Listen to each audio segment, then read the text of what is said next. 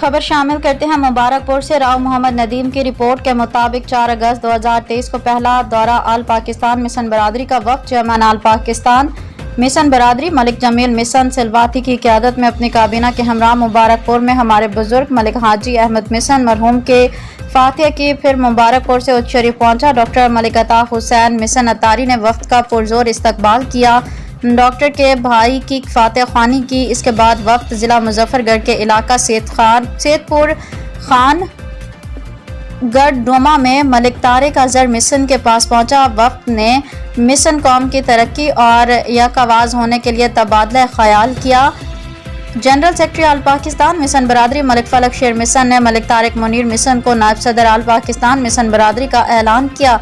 Waheed Abbas mission ने chairman Malik Jameel सिलवाती के हुक्म पर उन्हें सराय की अजरक पहनाई। इंशाअल्लाह वो दिन अब दूर नहीं जब एक आवाज़ पर आल पाकिस्तान के मिशन कौम एक प्लेटफॉर्म पर जमा होगी।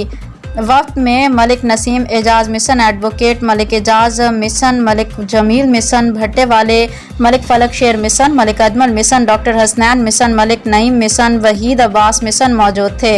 इंशाअल्लाह आल पाकिस्तान मिशन का दूसरा 6 अगस्त 2023 को मिशन बरादरी खानेवाल के पास है।